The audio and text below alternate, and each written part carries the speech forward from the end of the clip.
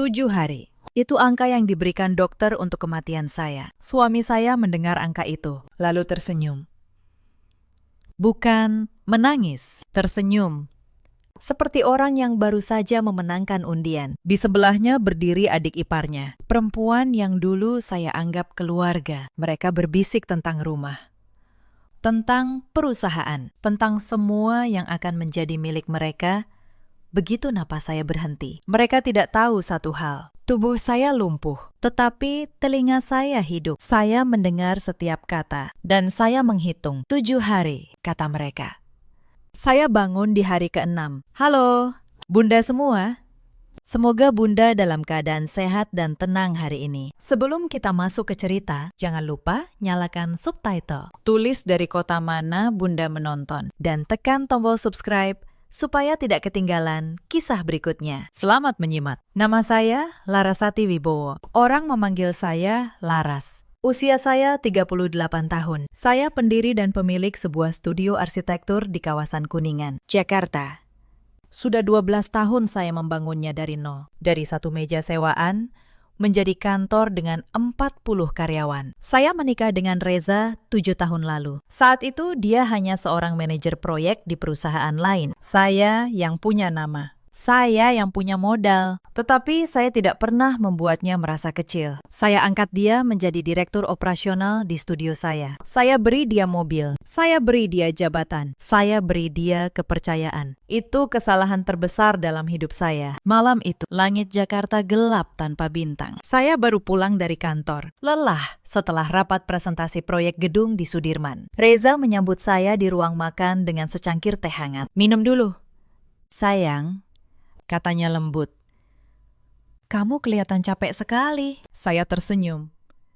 Saya kira itu perhatian. Saya kira setelah berbulan-bulan dia dingin. Akhirnya dia kembali menjadi suami yang dulu. Saya meminum teh itu sampai habis. Setengah jam kemudian, dunia mulai berputar. Gelas di tangan saya jatuh. Lantai marmer terasa naik menghantam wajah saya. Saya mencoba memanggil nama Reza, tetapi lidah saya kaku. Yang saya lihat terakhir adalah dia berdiri di ambang pintu, menatap saya jatuh. Tidak bergerak, tidak menolong, hanya menatap, seperti menunggu. Lalu, semuanya menjadi hitam. Kegelapan itu bukan tidur. Tidur punya ujung. Ini tidak. Ini ruang kosong tanpa batas. Tempat waktu kehilangan bentuknya. Saya tidak tahu sudah berapa lama. Sehari. 3 hari. Yang saya tahu hanya satu. Tubuh saya tidak mau bergerak. Jari saya, kelopak mata saya, bibir saya. Semua mati. Tetapi di dalam tempurung kepala ini, saya masih hidup. Masih sadar. Terjebak. Anehnya, justru dalam kegelapan itu, pendengaran saya menjadi tajam. Saya bisa mendengar bunyi monitor jantung di samping saya. Bip, bip, bip. Pelan, lemah. Tetapi ada. Saya bisa mendengar langkah perawat, desisan selang oksigen. Pintu yang dibuka. Dan saya bisa mendengar suara mereka. Bagaimana kondisinya? Dokter. Itu suara Reza. Tekanan darahnya masih sangat rendah. Jawab seorang dokter. Fungsi ginjalnya mulai menurun. Kasus keracunan seperti ini sangat berat. Pakistan. Secara realistis, kata Reza. Suaranya datar. Berapa lama istri saya bisa bertahan? Saya ingin berteriak. Suaminya bertanya. Berapa lama istrinya bisa bertahan? Dengan nada seperti orang menanyakan jadwal kereta. Tidak ada getaran. Tidak ada air mata. 7 hari adalah masa kritis, jawab dokter itu. Jika dalam 7 hari tidak ada perbaikan, kemungkinan pulih sangat kecil. Saya mengerti, kata Reza. Dan saya mendengarnya. 2 kata itu diucapkan dengan lega. Pintu tertutup. Langkah dokter menjauh. Lalu, di tengah keheningan, saya mendengar suara lain. Suara perempuan, manis, tetapi palsu. Saya kenal suara itu. Wulan, adik ipar saya, adik kandung Reza. Jadi, 7 hari, bisik Wulan. Akhirnya, sabar, jawab Reza. Seminggu lagi semuanya beres. Aku sudah pilih kamar yang menghadap taman itu. Mas, kamar laras yang besar. Mereka tertawa. Pelan, tetapi saya dengar. Mereka tertawa di samping ranjang tempat saya sekarat. Saya pernah mencurigai hubungan mereka. Cara Wulan menyentuh lengan kakaknya terlalu lama. Cara Reza membela adiknya dalam setiap pertengkaran. Tetapi saya selalu menampar diri sendiri. Itu adik kandungnya, kata saya. Jangan berpikir kotor. Sekarang, saat saya terbaring tak berdaya, mereka bahkan tidak repot menyembunyikannya lagi. Aku sudah bicara dengan pengacara, lanjut Reza. Begitu dia meninggal, peralihan aset langsung diproses. Rumah Pondok Indah, mobil, semuanya. Dan studionya, tambah Wulan. Dan studionya, ulang Reza. Itu yang paling berharga. 40 karyawan, kontrak gedung di mana-mana. Semua jatuh ke tanganku. Begitu laras tidak ada. Telinga saya berdenging. Darah yang hampir mati di pembuluh saya seperti mendidih lagi. Mereka tidak hanya menunggu kematian saya. Mereka sudah menyiapkan segalanya. Pernikahan ini, bagi Reza, hanyalah transaksi bisnis yang tinggal menunggu penyelesaian. Tetapi ada satu hal yang Reza tidak tahu. Satu hal yang akan menghancurkannya. Studio itu bukan milik kami berdua. Studio itu hanya milik saya. 100%. Begitu juga rumah Pondok Indah. 12 tahun lalu, jauh sebelum saya mengenal Reza, saya sudah mendaftarkan semuanya atas nama saya sendiri. Dengan akta yang tersimpan rapi di kantor notaris saya. Reza hanya direktur operasional. Di atas kertas, dia tidak memiliki apa-apa. Begitu saya mati tanpa wasiat yang menyebut namanya. Hukum waris memang akan memberinya bagian sebagai suami. Tetapi jika ada wasiat lain, jika ada bukti bahwa dia membunuh saya, maka dia tidak akan mendapatkan apapun kecuali penjara. Di dalam kegelapan itu, sesuatu menyala. Bukan ketakutan, kemarahan, murni dan membara. Saya harus bertahan, saya harus bangun, saya harus membalas. Dan saat itu, tanpa ada yang memperhatikan, angka di monitor jantung saya naik. Sedikit. Hanya sedikit. Hari ketiga, atau mungkin keempat, saya mulai bisa merasakan ujung jari saya kembali. Seperti semut merayap di bawah kulit. Saya tidak menunjukkannya. Saya menahan diri. Selama mereka mengira saya akan mati, saya aman. Pada saat itulah saya mendengar suara baru, suara dokter muda yang berbeda dari sebelumnya. Tenang, hati-hati. Saya Dr. Fahri dari tim ICU malam, katanya pada perawat.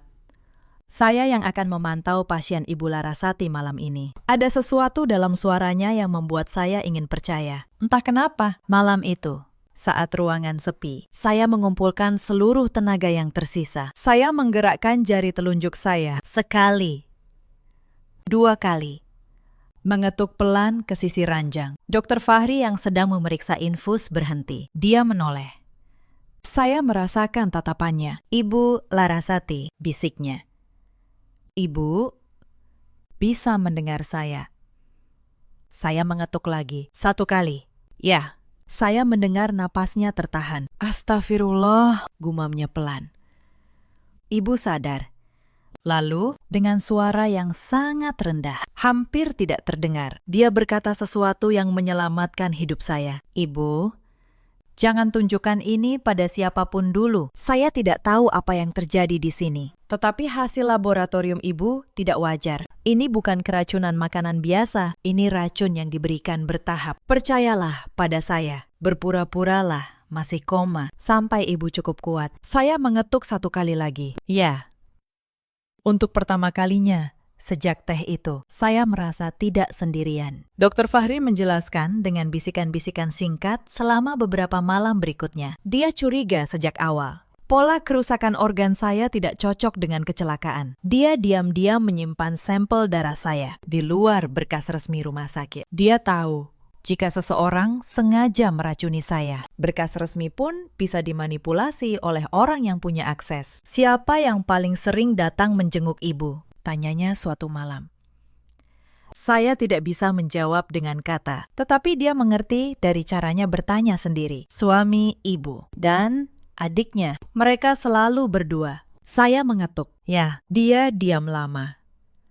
Ibu, katanya akhirnya, mulai malam ini. Telepon genggam ibu yang ada di laci akan saya nyalakan dan saya letakkan di bawah bantal dalam keadaan merekam. Apapun yang mereka katakan di ruangan ini akan terekam. Ibu hanya perlu bertahan dan mendengar. Saya mengetuk 2 kali. Terima kasih. Mulai malam itu, ruangan ICU saya berubah menjadi perangkap. Dan saya, perempuan yang mereka kira sudah setengah mati, menjadi pemburu yang menunggu dengan sabar dalam keheningan kegelapan itu. Ingatan-ingatan mulai berdatangan. Potongan-potongan kecil yang dulu saya abaikan, kini terasa seperti peringatan yang saya tolak untuk dengar. Saya ingat 6 bulan lalu, saat Reza tiba-tiba sangat tertarik pada dokumen perusahaan. Dia minta saya menjelaskan struktur kepemilikan studio, siapa pemegang aktanya, di mana surat-surat penting disimpan. Saat itu, saya bangga. Saya kira suami saya akhirnya peduli pada bisnis kami. Sekarang saya tahu, dia sedang memetakan apa yang akan dia rebut. Saya ingat bagaimana Wulan mulai sering menginap di rumah kami dengan alasan kosnya direnovasi. Bagaimana dia selalu ada di dapur saat Reza menyeduhkan minuman untuk saya. Bagaimana mereka berhenti bicara setiap kali saya masuk ruangan. Saya ingat 3 bulan terakhir, saat tubuh saya mulai sering lemas. Dokter umum bilang, saya hanya kelelahan, kurang vitamin.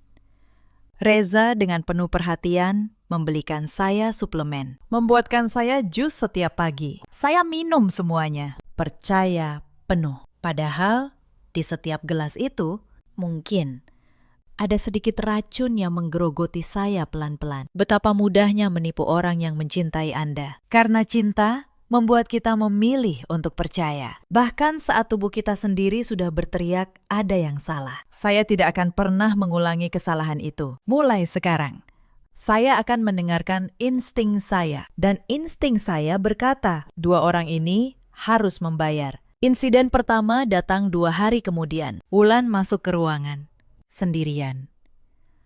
Saya mendengar langkahnya mendekat. Lalu, suara plastik dibuka. Parfum mahal. Dia berdiri di samping saya. Kamu tahu, Laras, bisiknya. Yakin, saya tidak bisa mendengar. Aku selalu benci caramu memandangku. Seolah aku cuma adik ipar miskin yang menumpang hidup di keluarga ini. Sekarang lihat, rumahmu akan jadi rumahku. Suamimu sudah jadi milikku sejak lama. Dia menyentuh tangan saya dengan jijik, lalu melepaskannya seperti membuang sampah. Telepon di bawah bantal, saya merekam setiap kata. Saya menahan diri untuk tidak bergerak. Tetapi di dalam, saya menyimpan suara itu seperti menyimpan bukti. Insiden kedua, saya mendengar Reza menelepon pengacaranya tepat di samping ranjang saya. Pakistan, dokumen pengalihan studio sudah siap. Bagus.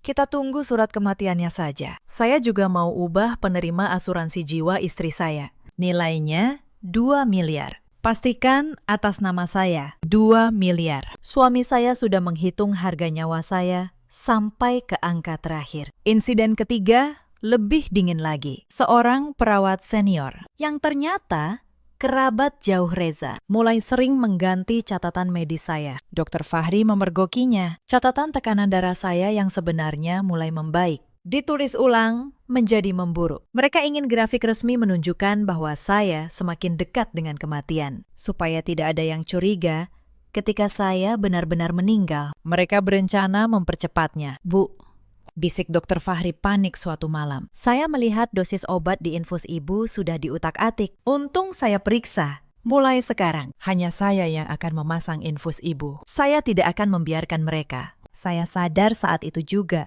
Mereka tidak lagi mau menunggu 7 hari. Mereka mau memastikan saya mati lebih cepat. Insiden keempat terjadi di hari kelima. Ibu saya, satu-satunya keluarga kandung yang saya punya, datang dari Yogyakarta. Saya mendengar suaranya yang serak menahan tangis di pintu. Anak saya kenapa bisa begini? Tetapi Reza mencegatnya. Bu, sebaiknya ibu jangan masuk dulu. Kondisinya buruk sekali. Dokter bilang, tidak boleh banyak orang. Itu bohong. Reza tidak mau ibu saya berlama-lama di ruangan. Dia takut ibu saya menyadari sesuatu. Dia mengusir satu-satunya orang yang benar-benar mencintai saya dengan alasan palsu. Saya mendengar ibu saya menangis di lorong dan saya yang terbaring di balik pintu tidak bisa memanggilnya. Tidak bisa berkata, "Bu, saya di sini. Saya masih hidup." Mereka yang melakukan ini, air mata mengalir dari sudut mata saya. Saya tidak bisa menahannya. Untung tidak ada yang melihat. Insiden kelima. Saya mendengar Wulan dan Reza bertengkar kecil. Bukan karena menyesal, karena rakus. Setelah ini beres, studio dijual saja. "Mas," kata Wulan, "uangnya kita pakai keliling Eropa. Jangan dijual," bantah Reza. "Studio itu mesin uang. Aku akan jadi pemiliknya." "Pemilik?" Wulan tertawa sinis. "Mas pikir karyawan-karyawan itu akan tunduk pada Mas? Mereka cuma hormat pada Laras. Tanpa dia, studio itu cuma gedung kosong." Untuk pertama kalinya, saya mendengar keraguan dalam suara Reza. Dia mulai sadar, tanpa saya, warisan yang dia rebut mungkin tidak sebesar yang dia kira. Tetapi saat itu, dia sudah terlalu jauh untuk berhenti di antara insiden itu. Saya juga mendengar sesuatu yang membuat saya makin yakin betapa terencananya semua ini. Suatu sore, Reza datang dengan seorang lelaki yang dia panggil Pak Hendra. Suara mereka pelan, tetapi saya menangkap setiap kata. "Jadi begini, Pak Reza," kata lelaki itu. "Polis asuransi jiwa istri Anda nilainya 2 miliar. Tetapi pencairan untuk kasus kematian tidak wajar akan diselidiki. Kita harus pastikan surat kematian menyebut gagal organ akibat sakit, bukan keracunan." "Itu sudah saya urus," jawab Reza. "Ada perawat yang membantu. Catatan medisnya akan menunjukkan penyakit, bukan racun." "Bagus. Lalu untuk studio dan rumah, kita perlu Anda terdaftar sebagai ahli waris utama. Anda yakin tidak ada wasiat lain?" "Laras tidak pernah bicara soal wasiat," kata Reza yakin. "Semua akan jatuh ke saya sebagai suami." Saya hampir tersenyum di dalam kegelapan saya. Reza begitu yakin. Padahal 12 tahun lalu, jauh sebelum mengenalnya, saya sudah menulis wasiat yang menyebut nama ibu saya, bukan suami. Kepercayaan diri Reza justru menjadi jebakannya sendiri. Lelaki bernama Pak Hendra itu, saya catat namanya dalam ingatan. Nanti, dia juga akan ikut diseret ke pengadilan sebagai komplotan pemalsuan asuransi. Insiden keenam adalah saat saya hampir tertangkap. Saya sudah bisa menggerakkan tangan dengan lebih baik. Suatu siang, secara refleks, jari saya mengepal saat mendengar tawa Wulan. Seorang perawat melihatnya. Tadi tangannya bergerak," katanya. Jantung saya hampir berhenti. Jika mereka tahu saya sadar, mereka akan membunuh saya malam itu juga. Tetapi, Dr. Fahri yang kebetulan ada langsung menengahi. Itu refleks involunter, biasa terjadi pada pasien koma, bukan tanda kesadaran. Sistem sarafnya masih kacau. Dia berkata dengan tenang, dan perawat itu percaya. Malam itu, Dr. Fahri berbisik, "Ibu, kita harus bergerak cepat." Mereka mulai memperhatikan.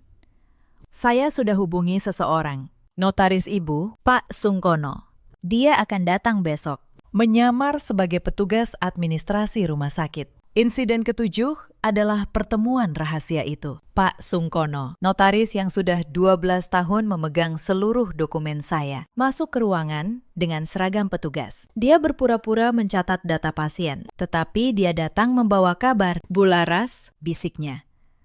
"Saya tahu ibu mendengar saya. Saya bawa kabar penting. Tuan Reza datang ke kantor saya minggu lalu. Dia membawa surat kuasa palsu. Mengaku ibu menandatanganinya sebelum koma untuk mengalihkan kepemilikan studio kepadanya. Saya menolak. Tanda tangannya jelas dipalsukan. Saya simpan surat palsu itu sebagai bukti. Saya mengetuk ranjang dengan kuat. Sekarang, saya punya semuanya. Rekaman pengakuan, surat kuasa palsu, sampel racun, catatan medis yang dimanipulasi. Satu hal lagi. "Bu," lanjut Pak Sungkono, "wasiat yang ibu titipkan dulu masih sah. Seluruh aset jatuh ke ibunda ibu jika terjadi sesuatu, bukan ke suami. Reza tidak akan mendapat sepeser pun. Tetapi untuk mengamankan ini, ibu harus bangun. Ibu harus bisa bicara di depan polisi. Bangun.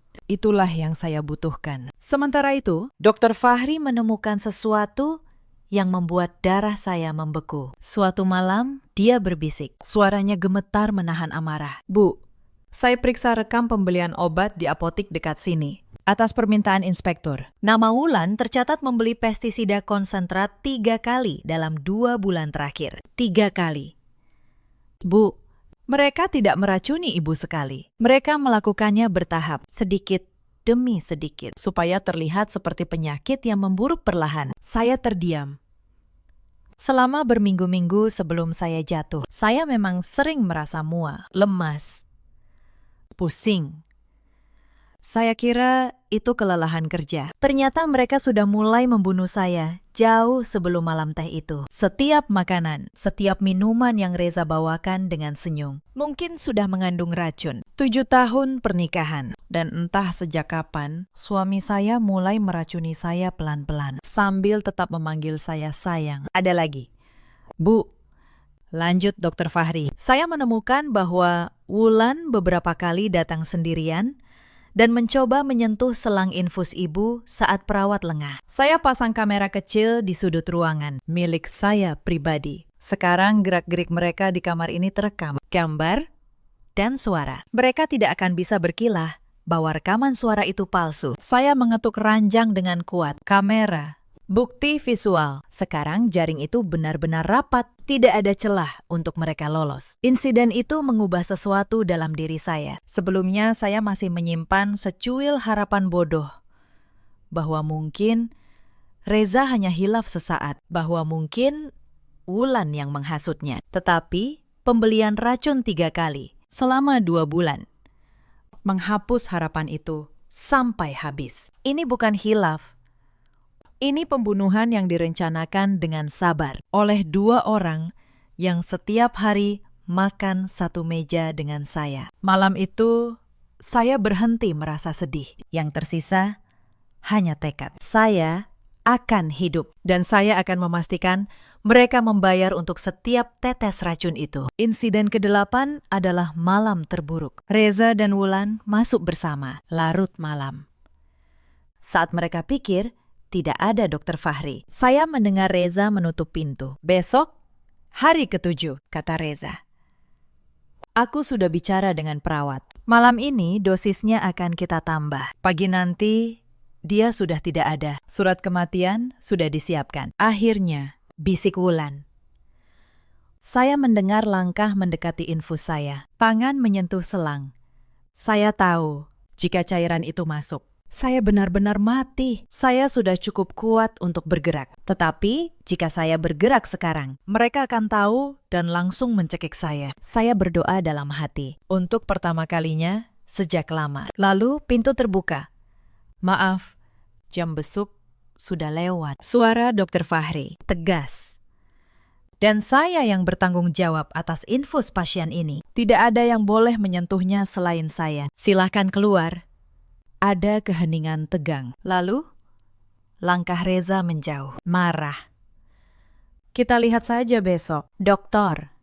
Saat pintu tertutup, Dr. Fahri segera mengganti selang yang sudah mereka sentuh. "Bu," bisiknya gemetar, "besok pagi, sebelum mereka datang, ibu harus bangun." Polisi sudah saya hubungi diam-diam. Mereka menunggu satu hal saja, kesaksian ibu. Sepanjang 2 hari terakhir, saya melatih tubuh saya diam-diam. Setiap kali ruangan kosong, saya mencoba menggerakkan satu bagian tubuh. Hari ini, jari. Besok pergelangan. Lalu, lengan. Rasanya seperti membangunkan otot yang sudah lama tertidur. Setiap gerakan membakar. Setiap usaha menguras tenaga yang nyaris tidak ada. Dr. Fahri membantu saya. Dia membawa makanan bernutrisi melalui selang, di luar takaran resmi, supaya tubuh saya punya tenaga untuk bangkit. Dia memijat tangan dan kaki saya saat tidak ada orang, supaya peredaran darah saya kembali lancar. "Sedikit lagi, Bu," bisiknya setiap malam. Tubuh ibu kuat, saya melihatnya. Ibu akan bangun tepat waktu. Insiden ke-9. Ke-9 dan terakhir dalam kegelapan adalah malam saya memutuskan untuk hidup. Sepanjang malam itu saya melatih diri, menggerakkan jari, lengan, leher, Mencoba membuka mata. Setiap gerakan terasa seperti mengangkat gunung. Tetapi saya membayangkan wajah ibu saya menangis di lorong. Saya membayangkan tawa Wulan. Saya membayangkan dua kata Reza yang diucapkan dengan lega. Saya mengerti. Dan saya bangkit. Sedikit demi sedikit. Saat fajar hari ke-7 menyingsing, kelopak mata saya bergetar, lalu terbuka. Cahaya pertama yang saya lihat dalam 7 hari membakar mata saya. Tetapi saya tidak menutupnya. Saya menatap langit-langit ICU itu, dan untuk pertama kalinya, saya tersenyum. Mereka memberi saya 7 hari untuk mati. Saya akan menggunakan hari ke-7 itu untuk bangkit. Hal pertama yang saya lakukan bukan berteriak, bukan menangis. Saya berbaring diam, menata napas, dan menyusun rencana. 12 tahun membangun perusahaan mengajari saya satu hal. Kemarahan yang meledak hanya melukai diri sendiri. Kemarahan yang dingin dan terencana melukai musuh. Dr. Fahri masuk pagi itu untuk pemeriksaan rutin. Saat dia melihat mata saya terbuka, dia hampir menjatuhkan papan jalannya. "Ibu," bisiknya. Suaranya pecah. "Ibu benar-benar bangun? Tolong," kata saya. Suara saya serak, hampir tidak terdengar. Seperti suara yang lama tidak dipakai. "Tolong jangan beritahu siapapun dulu. Saya butuh waktu beberapa jam. Dan saya butuh polisi datang sebelum suami saya." Dia mengangguk cepat. "Semua bukti sudah aman. Bu, rekaman, sampel darah, surat palsu dari notaris. Saya sudah hubungi seorang inspektur yang bisa dipercaya. Dia akan datang siang ini." Saya menggenggam tangannya. Tangan saya masih lemah, tetapi genggaman itu sungguh-sungguh. "Dr. Fahri, saya tidak tahu kenapa Anda menolong orang asing seperti saya, tetapi Anda menyelamatkan nyawa saya." Dia menunduk. 7 tahun lalu, ibu saya meninggal di rumah sakit. Kami curiga ada kelalaian. Tetapi tidak ada yang mau mendengarkan kami, karena kami orang kecil. Saya berjanji pada diri sendiri, jika suatu hari saya melihat ketidakadilan seperti itu lagi, saya tidak akan diam. Dia menatap saya. Ibu mengingatkan saya pada ibu saya. Saya tidak berkata apa-apa, tetapi saya tidak akan pernah melupakan kalimat itu. Lalu, Pak Sungkono datang, masih dengan seragam petugasnya. Ketika dia melihat saya sadar, lelaki tua yang sudah 12 tahun mengurus dokumen saya itu menitikan air mata. "Alhamdulillah, Bu Laras, alhamdulillah. Kami punya waktu sampai siang." Saya menggunakannya untuk menyusun langkah. Pertama, saya minta Pak Sungkono memastikan akta studio dan rumah yang asli ada di tangannya. Kedua, saya minta Dr. Fahri menyiapkan seluruh hasil laboratorium racun yang asli, bukan yang dimanipulasi. Ketiga, saya minta rekaman pengakuan Reza dan Wulan disalin ke 3 tempat berbeda, supaya tidak bisa dihilangkan. Saya tidak akan melabrak mereka dengan teriakan. Saya akan menjatuhkan mereka dengan kertas, suara, dan hukum. Hitam di atas putih. Menjelang tengah hari, saya minta Dr. Fahri melakukan satu hal terakhir. "Telepon suami saya," kata saya.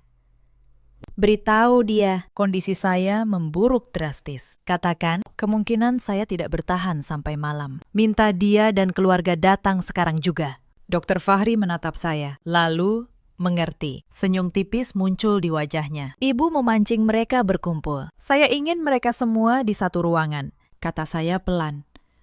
Saat kebenaran terbuka, saya ingin tidak ada yang bisa lari. 1 jam kemudian, mereka datang. Saya berbaring dengan mata tertutup. Selang oksigen terpasang. Berpura-pura sekarat seperti 7 hari terakhir. Inspektur polisi dan 2 anggotanya sudah bersembunyi di ruang sebelah, mendengarkan melalui pintu yang sengaja dibuka sedikit. Saya mendengar mereka masuk.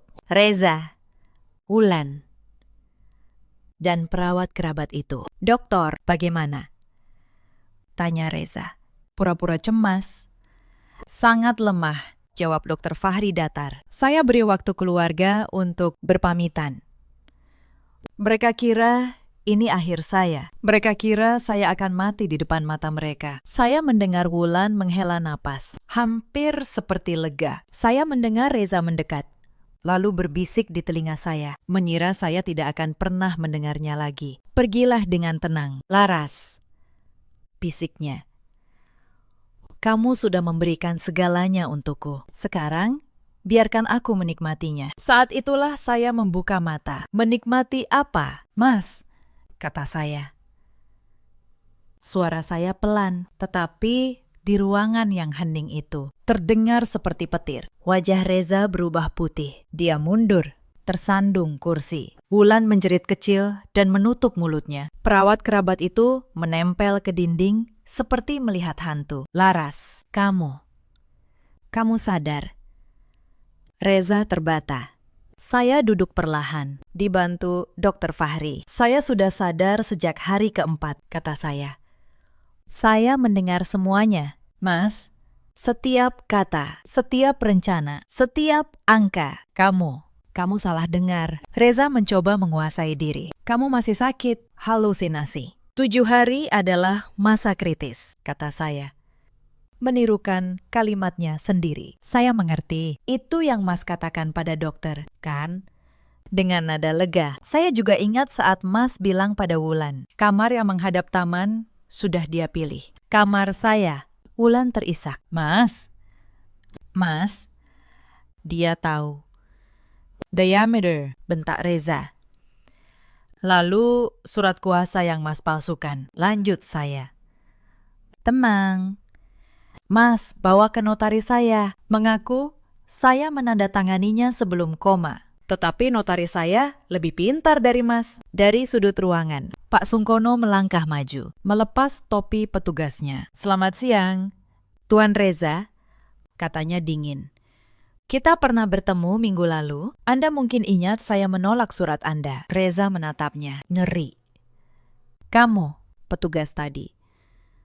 Notaris, koreksi Pak Sungkono. Notaris pribadi Bularas selama 12 tahun. Pemegang akta asli studio dan rumah Pondok Indah. Yang kebetulan, Tuan, seluruhnya atas nama Bularas. Anda tidak pernah memiliki sehelai pun saham di perusahaan itu. Anda hanya direktur operasional yang digaji. Saya melihat seluruh dunia runtuh di wajah Reza. Selama ini dia mengira dia membunuh untuk merebut sebuah kerajaan. Sekarang dia tahu kerajaan itu tidak akan pernah menjadi miliknya. Tidak mungkin, desisnya. Sebagai suami, aku berhak atas warisan. Hanya jika istri Anda mati secara wajar, kata Dr. Fahri, melangkah maju dengan map di tangannya. Dan ini, dia membuka map itu. Adalah hasil toksikologi darah Bularas. Saya simpan secara pribadi, di luar berkas yang Anda manipulasi. Rakun organofosfat. Diberikan bertahap selama berminggu-minggu. Bukan kecelakaan. Bukan keracunan makanan. Pembunuhan berencana. Belum selesai. Mas, kata saya. Mas ingat Pak Hendra. Lelaki yang Mas bawa untuk mengurus pencairan asuransi 2 miliar itu. Pembicaraan kalian juga terekam. Lengkap dengan rencana memalsukan surat kematian saya. Wajah Reza semakin pucat. Dia tidak menyangka saya tahu sejauh itu. Dan ini, kata saya.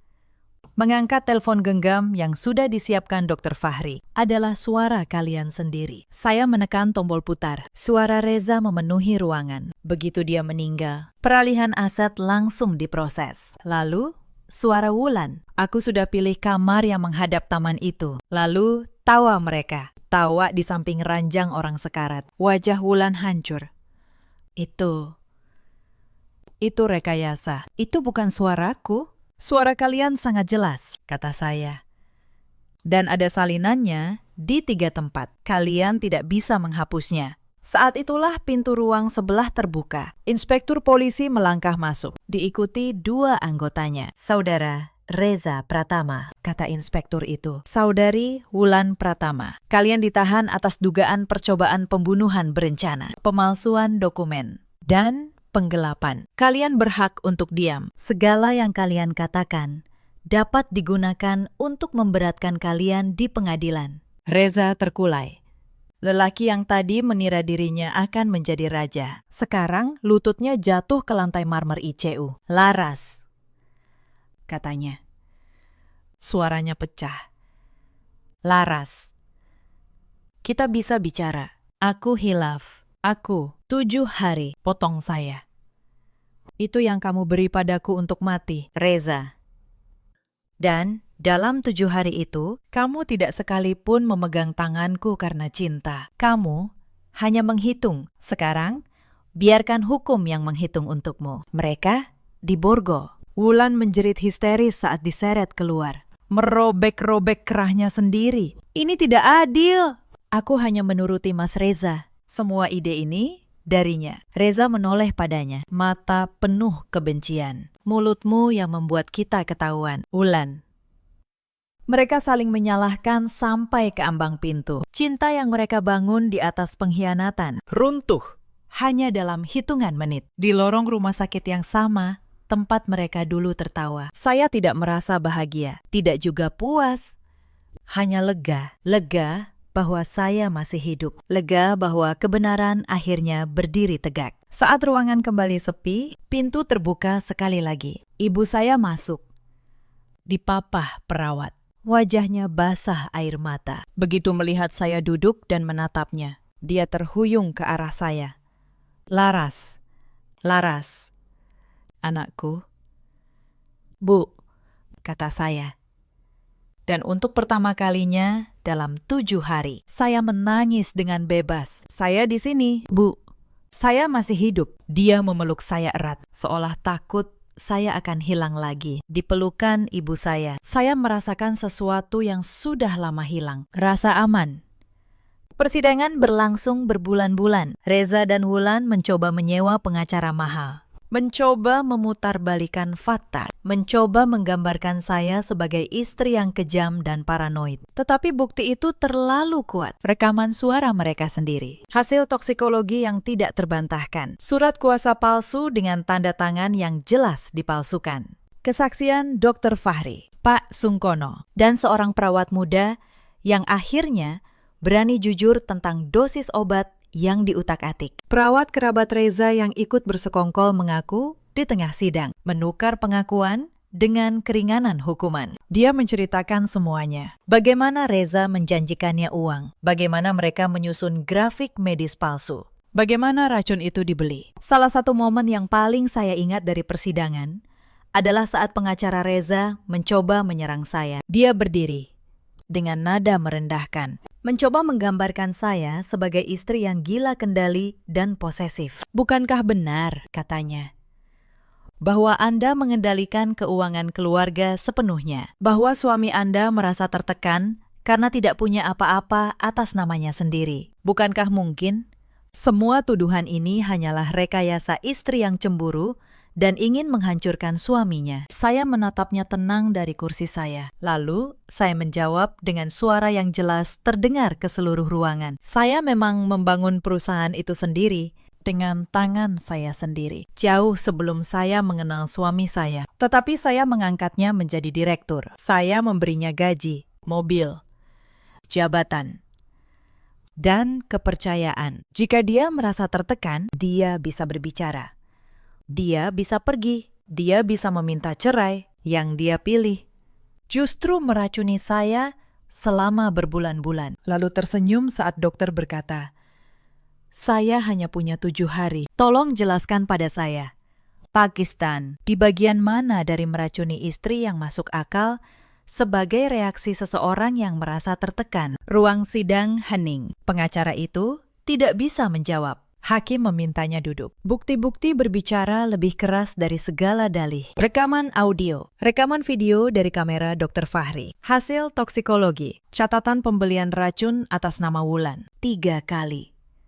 Surat kuasa palsu, pengakuan perawat kerabat, kesaksian Pak Hendra yang akhirnya ditangkap juga. Satu persatu, semua menumpuk menjadi gunung bukti yang tidak bisa diruntuhkan oleh pengacara termahal sekalipun. Pada hari vonis, ruang sidang penuh sesak. Saya datang dengan kursi roda, masih dalam masa pemulihan. Tetapi punggung saya tegak. Hakim membacakan putusan dengan suara yang menggema. Reza Pratama dinyatakan bersalah atas percobaan pembunuhan berencana dan pemalsuan dokumen. Hukuman penjara 18 tahun. Wulan Pratama dinyatakan bersalah sebagai pelaku yang turut serta. Hukuman 12 tahun. Saat angka itu dibacakan, Wulan menjerit, meraung, memohon. Reza hanya menunduk. Diameter. Seperti orang yang akhirnya menyadari bahwa segala perhitungannya selama ini sia-sia. Saya menatap mereka dari kursi roda saya. Dua orang yang pernah saya cintai dan percayai. Dua orang yang menukar nyawa saya dengan angka di rekening. Tidak ada kemenangan dalam tatapan itu. Hanya akhir dari sebuah kisah yang seharusnya tidak pernah terjadi. Ketika sidang usai, seorang wartawan mendekat. Bu Larasati, setelah semua ini, apa pesan Ibu untuk para perempuan di luar sana yang sedang mengalami kekerasan dalam rumah tangga? Saya menatap kamera, suara saya tenang, tetapi tegas. Tidak ada cinta yang pantas dibayar dengan nyawa Anda, kata saya. Jika insting Anda berkata ada yang salah, dengarkan. Jangan tutupi dengan alasan bahwa dia keluarga, bahwa dia suami, bahwa dia darah daging. Percayalah pada diri Anda sendiri dan jangan pernah merasa terlalu kecil untuk meminta tolong. Pemulihan saya tidak mudah. Racun itu meninggalkan jejak di tubuh saya. Ginjal saya butuh berbulan-bulan untuk kembali normal. Rambut saya rontok hampir setengahnya. Ada malam-malam saya terbangun dengan keringat dingin. Mendengar lagi tawa Wulan dalam mimpi. Merasakan lagi gelas teh itu jatuh dari tangan saya. Tetapi saya tidak sendirian dalam pemulihan itu. Ibu saya pindah dari Yogyakarta untuk tinggal bersama saya. Setiap pagi, dia memasak bubur, menyuapi saya seperti saat saya masih kecil. Dulu saya kira saya sudah kehilangan kamu, katanya suatu pagi, sambil mengelus rambut saya yang menipis. Saya tidak akan pernah lagi membiarkan siapapun menyakiti anak saya. Dokter Fahri tetap memantau kondisi saya. Awalnya sebagai dokter, lalu lambat laun sebagai sahabat. Dia sering datang membawa buku, kadang membawa makanan, kadang hanya duduk dan mendengarkan saya bercerita. Dalam diamnya, ada ketulusan yang tidak pernah saya temukan dalam 7 tahun pernikahan saya. Studio saya, yang sempat hampir direbut Reza, justru berkembang setelah kasus itu. Para karyawan saya, yang ternyata mendengar kabar bahwa pemilik mereka dikhianati dan hampir dibunuh, menjadi semakin setia. Mereka menjaga perusahaan tetap berjalan selama saya di rumah sakit. Saat saya kembali ke kantor untuk pertama kalinya, dengan kursi roda, mereka berdiri dan menyambut saya dengan tepuk tangan yang membuat saya menangis. Selamat datang kembali, Bu, kata kepala desainer saya. Kami tidak akan pernah menyerahkan studio ini pada siapapun selain Ibu. Hari pertama saya kembali bekerja penuh. Saya berdiri di depan 40 karyawan saya, masih agak gemetar, dan berbicara dengan jujur. Kalian mungkin sudah mendengar apa yang terjadi pada saya, kata saya. Saya tidak akan menyembunyikannya. Saya dikhianati oleh orang yang paling dekat dengan saya, dan saya hampir kehilangan nyawa. Tetapi saya berdiri di sini hari ini karena ada orang-orang baik yang menolong saya, dan karena saya menolak untuk menyerah. Studio ini adalah hidup saya, dan saya berjanji selama saya masih bernapas, saya akan menjaganya, dan saya akan menjaga kalian semua. Ruangan itu hening, lalu pecah oleh tepuk tangan. Saya melihat beberapa karyawan saya menangis. Saat itu, saya sadar, perusahaan ini bukan sekedar bisnis. Ini keluarga yang saya bangun. Keluarga yang tidak pernah mengkhianati saya. Saya membuka cabang baru di Bandung beberapa bulan kemudian. Tetapi, cabang itu berbeda. Saya khususkan untuk proyek sosial. Membangun rumah aman, shelter, untuk perempuan dan anak korban kekerasan dalam rumah tangga. Setiap desainnya, saya pastikan punya satu hal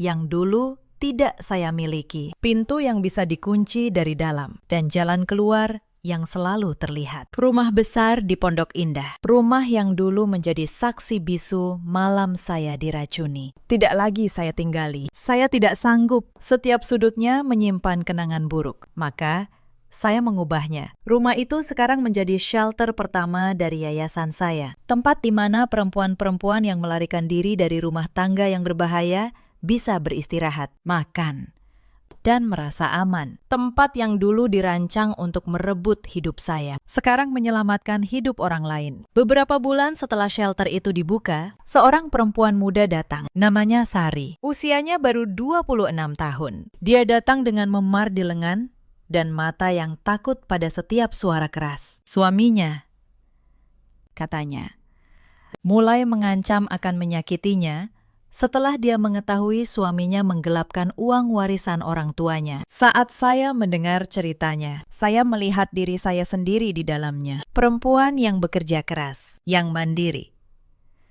tetapi yang terus mencari alasan untuk tetap bertahan dalam rumah yang berbahaya. Apa saya berlebihan? Bu, tanya Sari pelan.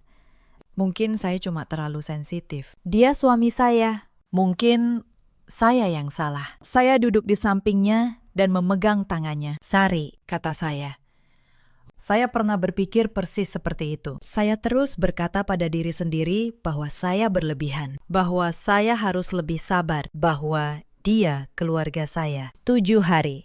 Itu jarak antara pikiran itu dan kematian saya. Jangan tunggu sampai sejauh itu. Insting Anda tidak pernah berbohong. Sari menangis di bahu saya. Hari itu kami membantunya mengurus perlindungan hukum, mengamankan dokumen warisannya, dan menemaninya membuat laporan. 3 bulan kemudian, dia tidak lagi menjadi perempuan yang takut pada suara keras. Dia bahkan mulai membantu perempuan lain yang baru datang ke shelter. Melihatnya, saya mengerti satu hal. Apa yang terjadi pada saya, sekejam apapun, ternyata bisa menjadi cahaya bagi orang lain. Racun yang hampir membunuh saya, kini berubah menjadi kekuatan untuk menyelamatkan. Saya sendiri pindah ke sebuah rumah yang jauh lebih sederhana di kawasan Kebayoran Baru. Tidak ada kemewahan berlebihan, hanya sebuah balkon kecil yang menghadap deretan pohon. Tempat saya bisa duduk di pagi hari dengan secangkir teh chamomile. Saya belajar lagi mempercayai teh. Itu terdengar sepele,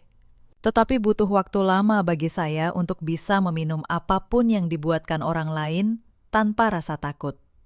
Penyembuhan datang dalam hal-hal kecil seperti itu. Reza, dari dalam penjara, sempat mengirim surat. Beberapa lembar penuh permintaan maaf, penuh dalih, penuh kalimat tentang hilaf dan setan yang menggoda. Dia menulis bahwa Wulan yang menghasut, bahwa dia sebenarnya masih mencintai saya, bahwa jika saya mau menarik tuntutan, kita masih bisa memperbaiki semuanya. Saya membaca surat itu 1 kali, lalu saya bakar di wastafel. Bukan karena dendam, tetapi karena saya akhirnya mengerti satu hal. Orang yang sanggup menghitung berapa lama saya bisa bertahan hidup, lalu tersenyum mendengar jawabannya, tidak pernah benar-benar mencintai saya. Dan saya tidak berutang pengampunan kepada seseorang yang menukar nyawa saya dengan 2 miliar rupiah. Wulan tidak pernah mengirim apa-apa. Saya dengar dari pengacara saya bahwa di penjara dia kehilangan kecantikannya yang dulu menjadi senjatanya. Wajah yang dulu sombong itu kini lesu, kosong. Dia menghabiskan waktu menyalahkan kakaknya, menyalahkan saya, menyalahkan semua orang kecuali dirinya sendiri. Itulah yang terjadi pada orang yang membangun hidup di atas iri hati. Mereka kehilangan segalanya, lalu masih bertanya kenapa. Setahun setelah vonis, ibu saya memutuskan menetap permanen di Jakarta, di rumah baru saya yang sederhana. Untuk pertama kalinya dalam hidup, saya merasa rumah benar-benar terasa seperti rumah. Malam itu, saya duduk di balkon, menyeruput teh chamomile yang menenangkan. Telepon saya berdering. Nama Dr. Fahri muncul di layar. Selamat malam, Laras. Sapanya hangat. Bagaimana kabarmu hari ini? Lebih baik, jawab saya. Tersenyum.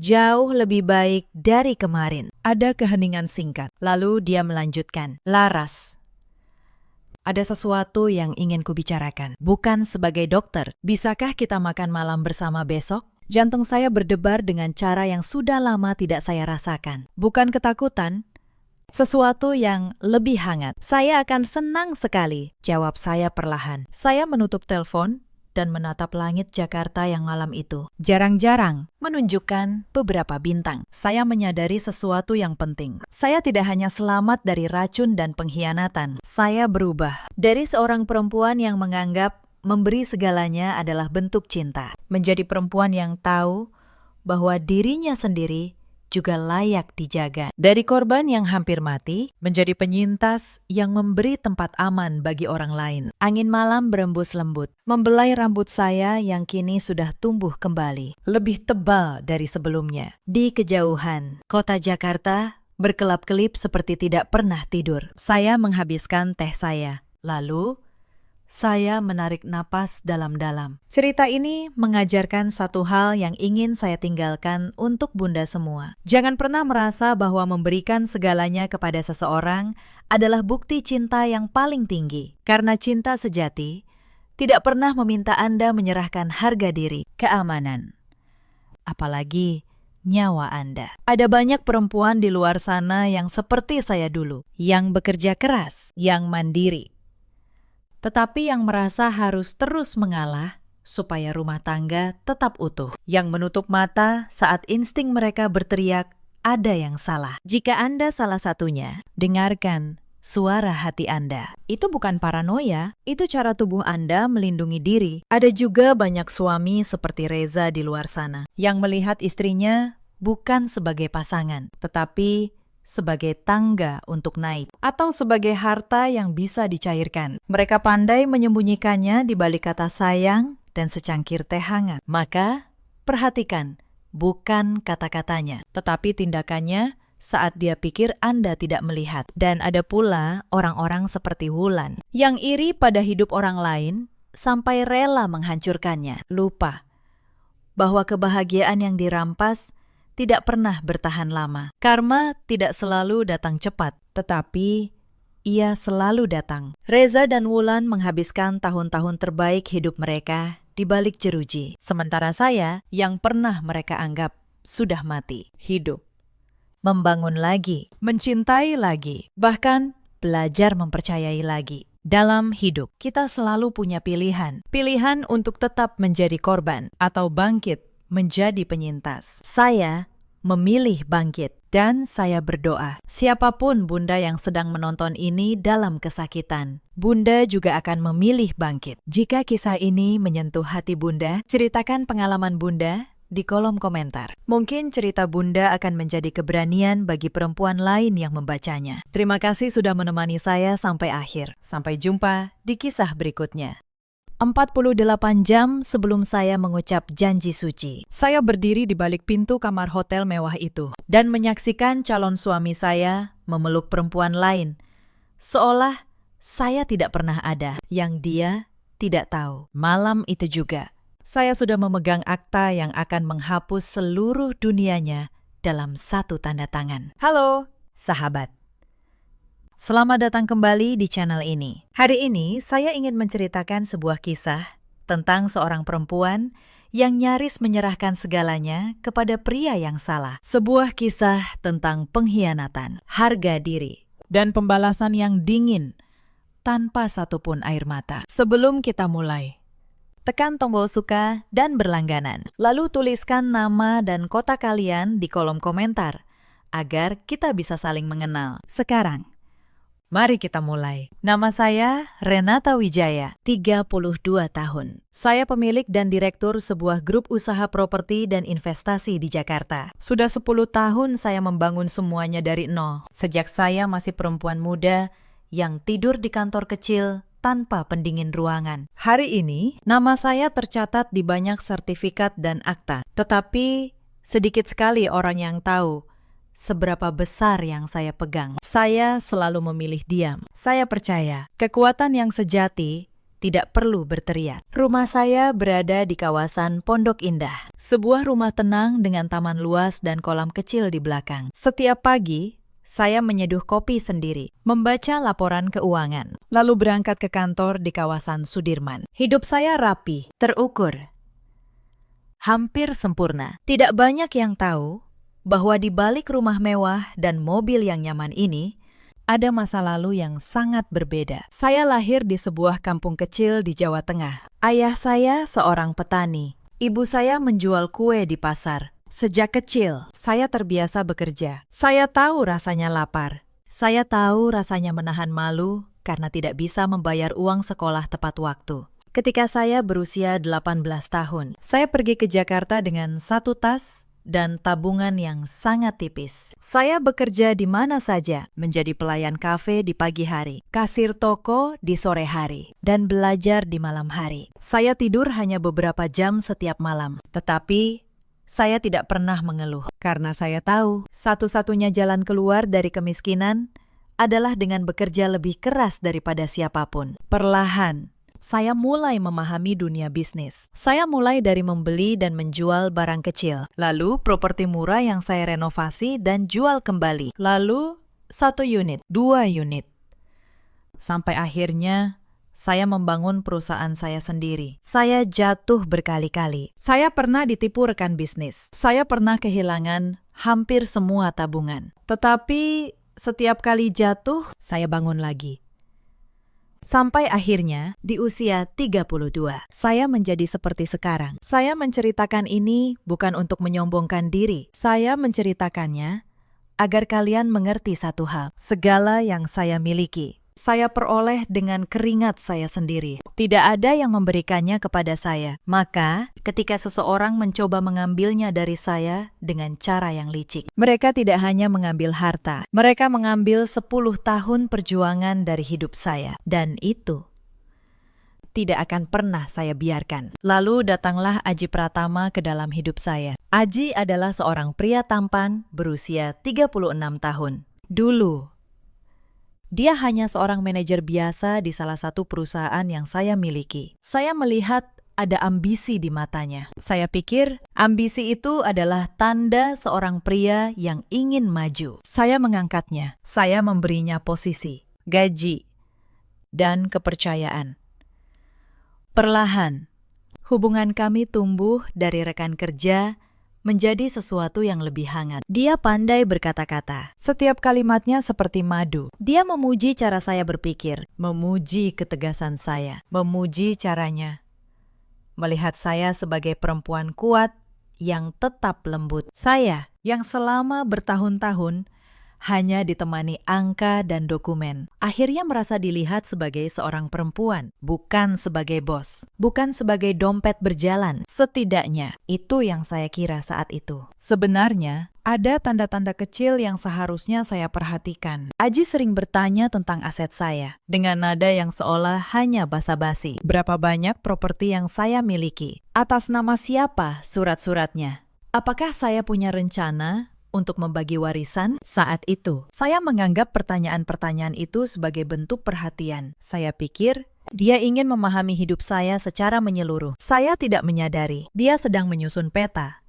Peta tentang apa yang bisa dia ambil. Aji juga sering meminjam uang dalam jumlah kecil, lalu mengembalikannya tepat waktu, agar saya percaya bahwa dia bisa dipercaya. Itu adalah taktik yang sangat halus. Dia membangun kepercayaan sedikit demi sedikit, seperti seseorang yang menabung modal untuk sebuah penipuan besar. Dan saya, dengan bodohnya, jatuh ke dalam permainannya. Setelah 2 tahun, Aji melamar saya. Dia berlutut di tepi pantai, dengan cincin yang berkilau di bawah cahaya senja. Saya menangis bahagia.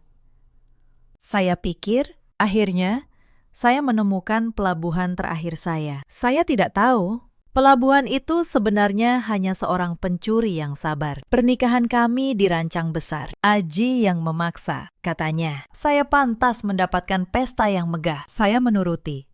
Saya membayar semua vendor, gedung, dekorasi, catering.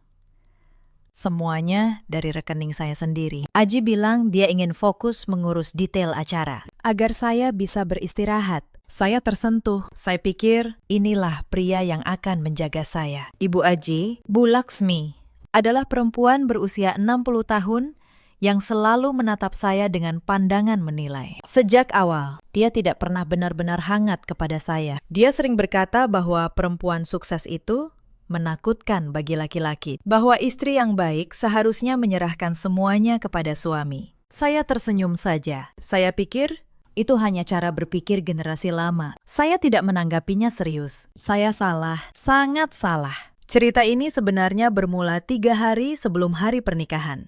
Saat itu, butik gaun pengantin menelpon. Mereka bilang ada masalah kecil dengan ukuran kebaya saya dan meminta saya datang untuk pengepasan terakhir. Saya bergegas. Mobil saya melaju menembus sore Jakarta yang mendung. Di butik, semuanya berjalan lancar. Gaun saya indah, kebaya saya pas. Tetapi saat saya hendak pulang, saya melihat sebuah mobil yang sangat saya kenal terparkir di seberang jalan. Itu mobil Aji. Saya tersenyum kecil. Mungkin dia datang untuk mengejutkan saya, pikir saya. Saya berjalan menyeberang, tetapi mobil itu mulai bergerak, lalu berbelok menuju sebuah hotel mewah di ujung jalan. Sesuatu di dada saya terasa janggal. Tanpa berpikir panjang, saya kembali ke mobil saya dan mengikutinya dari jauh. Mobil Aji masuk ke pelataran hotel. Saya memarkir mobil saya agak jauh, lalu turun. Jantung saya berdebar. Saya mencoba menenangkan diri. Mungkin dia ada urusan kerja, kata saya pada diri sendiri. Saya masuk ke lobi. Dari kejauhan, saya melihat Aji berdiri di depan lift. Tetapi, dia tidak sendiri. Di sampingnya, ada seorang perempuan muda, cantik, anggun. Mereka berdiri terlalu dekat. Tangan Aji melingkar di pinggang perempuan itu dengan keakraban yang tidak mungkin dibuat-buat. Saya membeku. Perempuan itu menoleh sebentar dan saya melihat wajahnya dengan jelas. Saya mengenalnya. Dia, Cynthia, mantan sekretaris di salah satu kantor cabang saya. Perempuan yang beberapa bulan lalu mengundurkan diri dengan alasan ingin fokus pada keluarga. Saya bahkan memberinya bonus perpisahan saat itu. Lift terbuka. Mereka masuk. Pintu lift menutup pelan, menelan tawa kecil perempuan itu, dan saya berdiri sendirian di lobi hotel mewah itu, dengan kaki yang nyaris tidak mampu menahan tubuh saya. Saya tidak menangis. Anehnya, saya tidak menangis. Tubuh saya dingin. Pikiran saya, untuk beberapa saat, benar-benar kosong. Lalu, perlahan, sesuatu di dalam diri saya membeku menjadi es. Saya berjalan keluar dari hotel. Saya masuk ke mobil. Saya duduk diam, menatap kemudi selama mungkin 10 menit. Lalu saya mengeluarkan ponsel saya dan menelpon satu nomor. Pak Handoko, pengacara pribadi saya, menjawab dengan suara tenang. Selamat sore, Bu Renata. Ada yang bisa saya bantu? Tanyanya. Pak Handoko, kata saya pelan. Saya butuh Anda menyiapkan beberapa dokumen. Malam ini juga, dia terdiam sejenak. Dia mengenal saya cukup lama untuk tahu bahwa nada suara saya yang setenang ini justru pertanda badai. Tentu, Bu, jawabnya. Dokumen apa yang Ibu perlukan? Saya menatap hotel itu sekali lagi melalui kaca mobil. Semua yang berhubungan dengan kepemilikan saya, kata saya. Akta perusahaan, sertifikat properti, dan satu hal lagi. Saya ingin Anda mulai menelusuri kemana saja aliran uang yang saya berikan kepada Aji selama setahun terakhir. Baik, Bu, jawabnya. Boleh saya tahu apa yang terjadi? Saya menutup mata sejenak. Yang terjadi, kata saya, adalah saya baru saja menemukan siapa Aji yang sebenarnya. Dan dalam 2 hari, dia juga akan menemukan siapa saya yang sebenarnya. Saya menutup telepon. Lalu, saya menyalakan mesin mobil dan pulang. Malam itu, saya tidak tidur. Saya duduk di ruang kerja saya, ditemani secangkir teh yang sudah dingin. Di hadapan saya, terbentang semua dokumen yang menjadi tulang punggung kehidupan saya. Akta perusahaan, sertifikat tanah, daftar aset. Dan di antara semua kertas itu, saya mulai menyusun rencana. Selama ini, Aji selalu mengira dia tahu segalanya tentang saya. Dia tahu saya kaya. Dia tahu saya pemilik usaha. Tetapi dia tidak pernah tahu seberapa dalam akarnya. Dia tidak tahu bahwa perusahaan tempat dia bekerja, perusahaan yang membuatnya merasa penting, sepenuhnya milik saya. Dia tidak tahu bahwa rumah yang sering dia banggakan kepada teman-temannya terdaftar atas nama saya seorang. Dia hanya melihat permukaan, dan permukaan itu yang akan menjadi jebakannya sendiri. Esok paginya, saya berangkat ke kantor seperti biasa. Saya tersenyum kepada satpam, menyapa resepsionis, dan masuk ke ruangan saya dengan tenang. Tidak ada yang tahu apa yang saya lihat semalam. Tidak ada yang tahu bahwa di balik wajah tenang ini, ada seorang perempuan yang sedang menghitung mundur. Aji menelpon saya menjelang siang. Suaranya ceria, hangat. Seperti biasa. Sayang, kamu sudah makan? Tanyanya. Aku semalam sibuk banget urus vendor dekorasi. Mereka banyak maunya, tapi tidak apa-apa demi kamu. Apapun aku lakukan, saya menutup mata. Saya ingat di mana dia sebenarnya semalam. Saya ingat tangannya yang melingkar di pinggang perempuan lain. Dan kini, dia berbicara tentang vendor dekorasi. Iya. Sayang, jawab saya. Dengan suara selembut mungkin. Terima kasih sudah bekerja keras. Aku beruntung punya kamu. Saya menutup telepon, lalu menatap layar ponsel saya cukup lama. Lidah saya terasa pahit, tetapi saya menahan diri. Belum waktunya. Belum. Sore itu, saya pulang lebih awal. Dan di rumah, sebuah kejutan kecil sudah menunggu saya. Di ruang tamu, duduk seorang perempuan muda. Dia mengenakan seragam rapi. Seolah dia bagian dari tim acara pernikahan. Saat saya masuk, dia berdiri dan tersenyum manis. Saya membeku untuk kedua kalinya dalam 2 hari, karena perempuan itu adalah Cynthia. Selamat sore, Bu Renata, katanya dengan nada santun. Perkenalkan, saya asisten perencana pernikahan yang dikirim untuk membantu persiapan terakhir. Pak Aji yang merekomendasikan saya menatapnya lurus-lurus. Perempuan ini yang 2 hari lalu masuk ke lift hotel bersama calon suami saya, kini berdiri di ruang tamu saya, berpura-pura tidak mengenal saya. Atau mungkin dia memang sengaja ingin saya tahu. Mungkin ini caranya menari di atas luka saya. Saya tersenyum. Senyum yang paling tenang yang bisa saya kumpulkan. Oh, tentu, kata saya.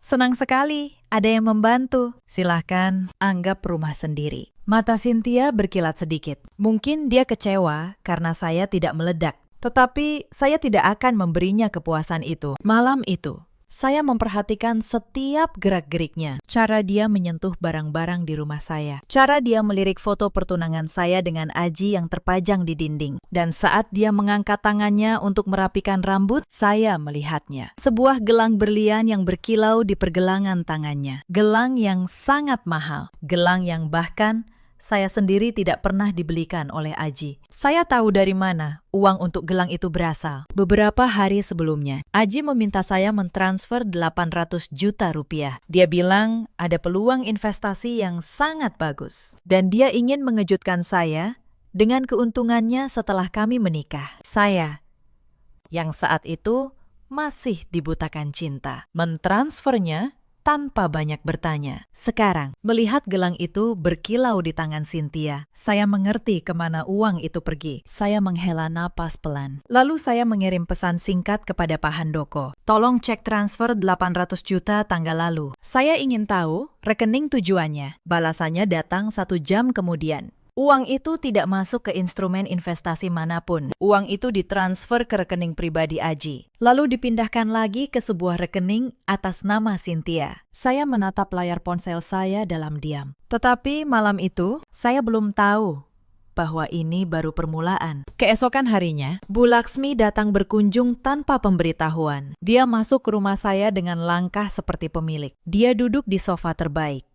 Lalu meminta Mbak Asih, asisten rumah tangga saya yang setia, untuk membuatkan teh. Renata, katanya, sambil menatap ke sekeliling rumah. Rumah ini bagus sekali. Sayang sekali kalau statusnya masih atas namamu sendiri. Saya mengerutkan kening pelan. Maksud ibu? Tanya saya. Dia tersenyum. Senyum yang sama sekali tidak hangat. Begini, Nak, katanya, sebentar lagi kamu menikah dengan Aji. Sudah sepantasnya semua harta ini menjadi milik bersama. Lebih baik lagi kalau kamu segera mengurus surat-suratnya agar nama Aji juga tercantum. Itu tanda bahwa kamu benar-benar menyerahkan dirimu sebagai istri yang baik. Saya menatapnya. Dalam hati, saya hampir tertawa. Sekarang saya mengerti. Ini bukan sekedar pengkhianatan cinta. Ini adalah rencana yang tersusun rapi. Aji, Cynthia, dan ibu ini. Semuanya bekerja sama untuk satu hal. Harta saya. Tentu, Bu, jawab saya dengan tenang. Saya akan memikirkannya. Surat-surat memang penting. Saya pasti akan mengurusnya dengan sangat hati-hati. Bu Laksmi tersenyum puas. Dia mengira dia telah menang. Dia tidak tahu bahwa kalimat saya tadi memiliki makna yang sangat berbeda dari yang dia bayangkan. 2 hari sebelumnya, ada sebuah acara kecil di rumah keluarga Aji. Sebuah pertemuan keluarga menjelang pernikahan. Saya datang dengan niat baik, membawa oleh-oleh, mencoba menjadi calon menantu yang sopan. Tetapi yang saya terima adalah serangkaian sindiran yang menyakitkan di hadapan seluruh keluarga besar. Bu Laksmi berkata dengan suara yang sengaja dikeraskan. Renata ini perempuan karir, sukses. Memang, tetapi kalian tahu, perempuan yang terlalu sukses itu biasanya keras kepala, susah diatur. Untung anak saya sabar, mau menerima perempuan seperti dia. Beberapa kerabat tertawa kecil. Saya duduk diam, menahan diri.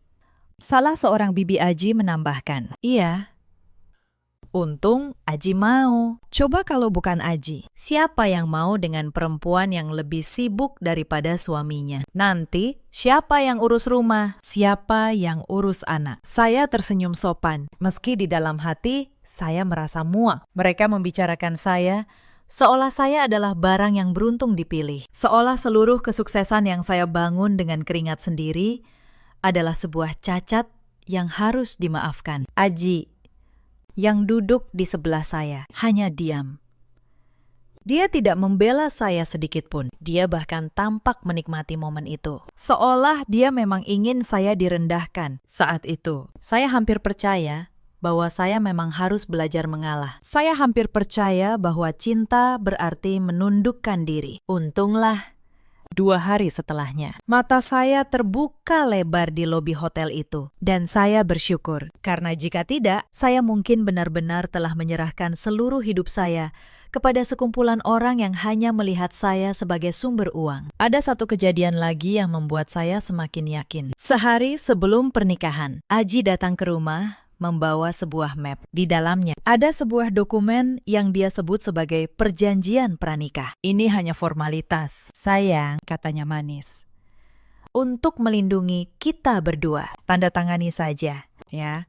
Pengacaraku yang menyiapkannya. Saya membuka dokumen itu dan membacanya dengan saksama. Isinya membuat darah saya mendidih, meski wajah saya tetap tenang. Dokumen itu menyatakan bahwa segala harta yang saya miliki sejak menikah akan menjadi harta bersama yang dikelola sepenuhnya oleh suami. Bahkan ada klausul yang menyatakan bahwa jika terjadi perceraian, sebagian besar aset akan jatuh ke tangan Aji. Saya mengangkat wajah saya dan tersenyum. Tentu. Sayang, kata saya. Tetapi dokumen sepenting ini, sebaiknya aku baca dulu bersama pengacaraku, supaya tidak ada kesalahan. Besok pagi, sebelum akad. Aku pasti sudah menandatanganinya. Aji tampak sedikit kecewa, tetapi dia tidak bisa memaksa tanpa terlihat mencurigakan. Baiklah, katanya. Tapi jangan lupa, ya. Saya tersenyum. Tentu tidak. Sayang, aku tidak akan pernah melupakan dokumen ini. Setelah dia pergi, saya menelpon Pak Handoko dan menyerahkan salinan dokumen itu kepadanya. Simpan ini, kata saya. Ini bukti niat sebenarnya. Mereka tidak hanya ingin mencuri diam-diam. Mereka ingin mencuri dengan tanda tangan saya sendiri. Pak Handoko membaca dokumen itu, lalu menggeleng pelan. Bu Renata, katanya. Mereka benar-benar sudah merencanakan ini sampai ke detail terkecil. Untung ibu tidak menandatanganinya. Saya tidak sebodoh itu, jawab saya. Setidaknya tidak lagi. Setelah Bu Laksmi pulang hari itu, Mbak Asi mendekati saya. Wajahnya gelisah. Bu, katanya pelan. Maaf kalau saya lancang. Tapi beberapa hari ini, saya sering melihat Pak Aji dan perempuan asisten itu berbicara berbisik-bisik di taman belakang. Saya merasa ada yang tidak beres. Saya menatap Mbak Asih. Perempuan ini sudah bekerja dengan saya selama 8 tahun. Dia lebih setia daripada banyak orang yang menyebut diri mereka keluarga. Terima kasih, Mbak Asih, kata saya. Tolong, kalau Mbak melihat atau mendengar apapun lagi, beritahu saya. Hanya saya. Jangan beritahu siapapun. Dia mengangguk.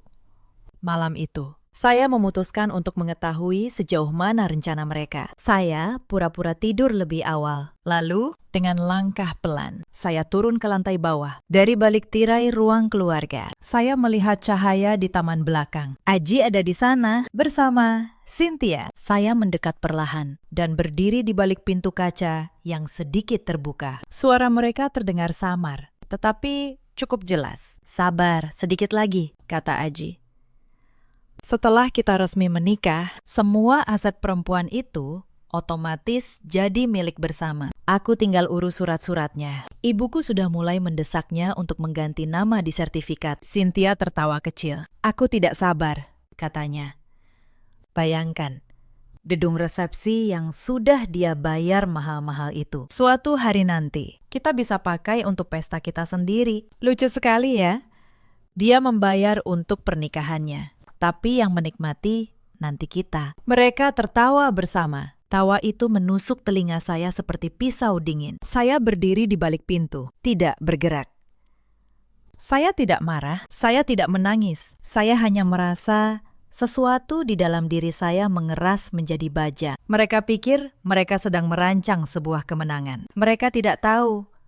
Mereka sedang menggali kubur mereka sendiri. Saya kembali ke kamar dan malam itu, saya menulis daftar tentang apa yang harus saya lakukan dalam 48 jam ke depan. Tetapi, sebelum saya menjalankan rencana itu, saya ingin satu kepastian lagi. Saya ingin tahu seberapa jauh Aji bersedia berbohong. Maka, keesokan paginya, saya melakukan sebuah pengujian kecil. Saat sarapan, saya berkata kepada Aji dengan nada paling polos, "Sayang, aku sedang berpikir, setelah kita menikah, bagaimana kalau kita jual saja rumah Pondok Indah ini, lalu pindah ke kota lain? Aku ingin memulai hidup baru, jauh dari kesibukan bisnis. Mungkin aku akan berhenti mengurus perusahaan dan menyerahkan semuanya pada orang lain." Saya memperhatikan wajahnya dengan saksama selama sepersekian detik. Ada kilatan panik di matanya, bukan kilatan cinta, bukan kilatan kebahagiaan,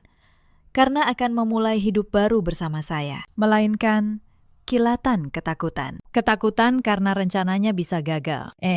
Jangan terburu-buru. Sayang, katanya cepat. Perusahaan ini kan hasil kerja kerasmu. Sayang sekali kalau dilepas begitu saja. Lagi pula, kita masih butuh penghasilan untuk masa depan. Biar nanti setelah menikah, aku bantu kamu mengurus semuanya. Kamu istirahat saja. Biar aku yang pegang kendali. Saya tersenyum dalam hati. Itulah jawaban yang saya butuhkan. Dia tidak peduli pada hidup baru. Dia hanya peduli pada kendali, pada harta, pada apa yang bisa dia genggam. Kamu benar, sayang. Jawab saya manis. Aku beruntung punya kamu, yang begitu peduli pada masa depan kita. Aji tersenyum lega. Dia tidak tahu, dia baru saja mengonfirmasi hukuman matinya sendiri. Hari itu, Mbak Asih kembali mendekati saya. Kali ini, wajahnya lebih tegang dari sebelumnya. "Bu," bisiknya. "Saya merasa bersalah kalau tidak memberitahu Ibu. Kemarin sore, saat Ibu di kantor, saya tidak sengaja mendengar Pak Aji menelepon di kamar. Dia bicara dengan perempuan itu. Mereka membahas soal surat-surat," Pak Aji bilang. Begitu pernikahan selesai, dia akan langsung mengurus balik nama sertifikat rumah ini. Saya merekamnya. "Bu, saya takut, tapi saya merasa Ibu harus tahu." Saya menatap Mbak Asih. Mata saya terasa hangat, bukan karena kesedihan, melainkan karena rasa syukur. Di tengah pengkhianatan dari orang-orang yang seharusnya saya percaya, justru seorang asisten rumah tangga yang membuktikan kesetiaannya. "Mbak Asih," kata saya pelan. "Terima kasih. Rekaman itu simpan baik-baik. Jangan hapus. Suatu hari nanti, itu akan sangat berguna." Dia mengangguk, lalu menghapus air matanya. "Saya hanya tidak tega melihat Ibu disakiti," katanya. Ibu orang baik. Ibu tidak pantas diperlakukan seperti ini. Saya menggenggam tangannya. Kebaikan tidak pernah sia-sia, Mbak, kata saya. Dan kejahatan, cepat atau lambat, pasti menemukan jalannya untuk dibalas. Sore harinya, saya pulang dan menemukan Cynthia masih ada di rumah, berpura-pura mengurus persiapan. Kali ini, dia tampak lebih berani saat saya melewatinya di koridor. Dia sengaja berkata dengan suara pelan, seolah hanya bergumam, tetapi cukup keras untuk saya dengar. Beberapa perempuan memang terlalu sibuk bekerja, sampai lupa menjaga prianya. Pantas saja. Saya berhenti. Saya menoleh perlahan, lalu menatapnya. Maaf, kata saya tenang.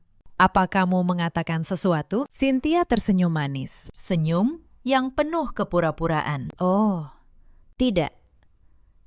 Bu, katanya.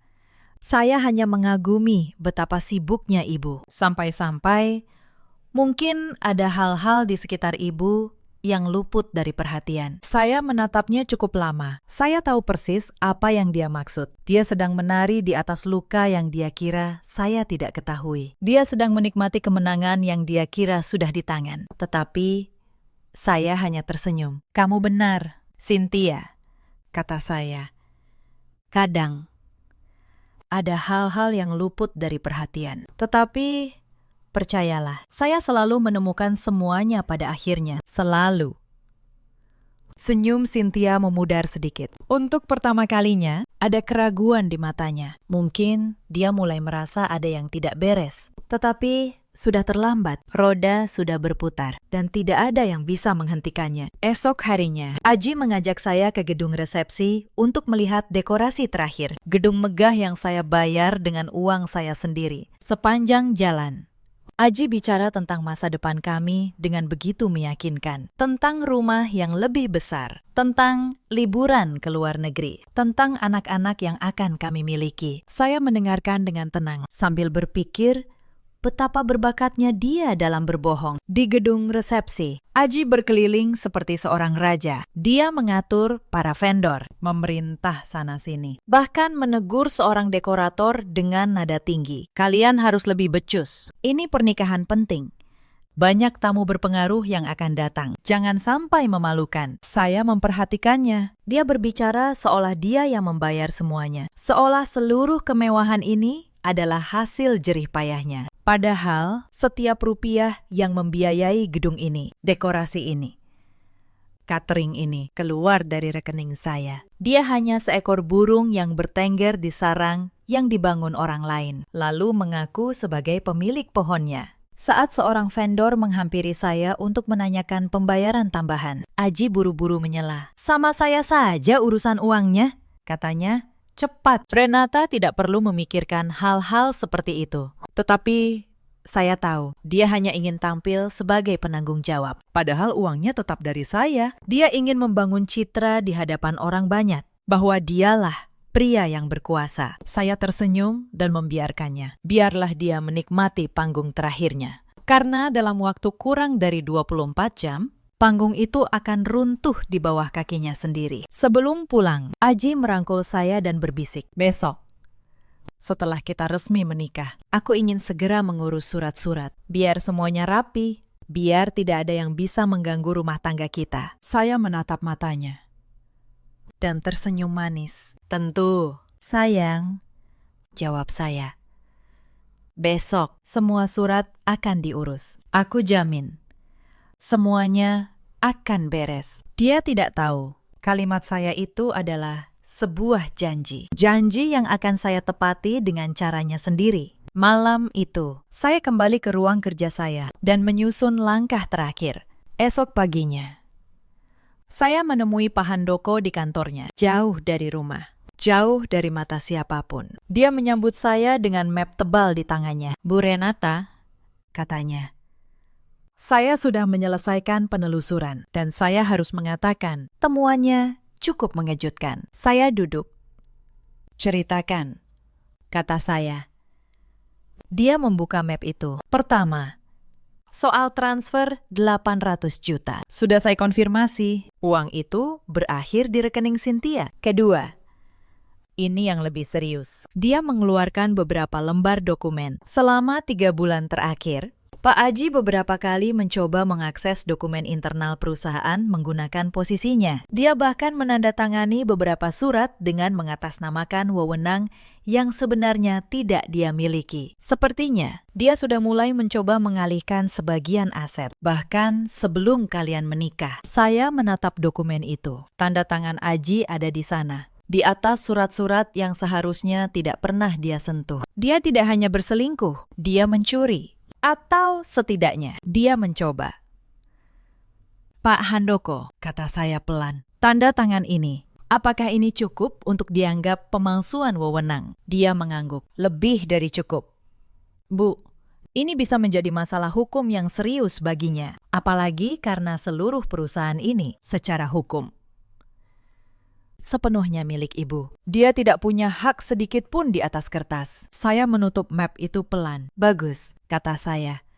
Sekarang, saya ingin Anda menyiapkan 3 hal. Pertama, salinan resmi akta kepemilikan perusahaan dan sertifikat seluruh properti atas nama saya. Kedua, bukti transfer 800 juta beserta jejak alirannya. Ketiga, surat-surat yang Aji tanda tangani secara ilegal. Untuk apa, Bu? Tanyanya. Saya menatapnya dengan tenang. Untuk hadiah pernikahan, kata saya. Saya ingin memberikan hadiah yang tidak akan pernah dia lupakan. Pak Handoko menatap saya cukup lama, lalu perlahan. Sudut bibirnya terangkat. Saya mengerti, Bu, katanya. Semuanya akan siap besok pagi. Sepanjang perjalanan pulang, saya merasa anehnya tenang. Selama 2 hari ini, saya telah melihat hidup yang saya kira sempurna runtuh berkeping-keping. Pria yang saya cintai ternyata seorang pencuri. Perempuan yang saya beri bonus perpisahan ternyata seorang pengkhianat. Ibu yang seharusnya menjadi mertua saya ternyata seorang perancang. Tetapi di tengah semua kehancuran itu, saya menemukan kembali sesuatu yang nyaris saya lupakan. Diri saya sendiri. Sore itu, ada satu kepingan terakhir yang melengkapi semuanya. Aji datang ke rumah untuk membahas susunan acara saat dia sedang di kamar mandi. Ponselnya berbunyi di atas meja. Layarnya menyala. Dan sebuah pesan muncul. Pesan dari Cynthia. Saya tidak biasa membaca ponsel orang lain. Tetapi malam itu, saya merasa berhak mengetahui kebenaran sepenuhnya. Pesan itu berbunyi singkat. Sayang, jangan lupa. Pastikan dia tanda tangani perjanjian itu besok pagi. Setelah itu, kita bebas. Aku sudah lihat-lihat rumah untuk kita. Yang penting, dananya dari dia dulu. Di bawahnya ada balasan dari Aji yang belum sempat terhapus. Tenang, besok semuanya beres. Setelah akad, semua hartanya jadi milikku. Dia terlalu mencintaiku untuk curiga. Saya menatap layar itu dengan tenang. Tidak ada lagi keraguan. Tidak ada lagi celah untuk belas kasihan. Aji menganggap cinta saya sebagai kelemahan. Dia menganggap kepercayaan saya sebagai pintu masuk. Dia salah besar. Cinta saya memang besar, tetapi harga diri saya jauh lebih besar. Saya memotret pesan itu, lalu meletakkan ponselnya kembali persis seperti semula. Ketika Aji keluar dari kamar mandi, saya menyambutnya dengan senyum hangat. Sudah, sayang, tanya saya. Ayo, kita lanjutkan membahas acara besok. Aku ingin semuanya sempurna. Dia tersenyum, tidak menyadari apapun. Tentu.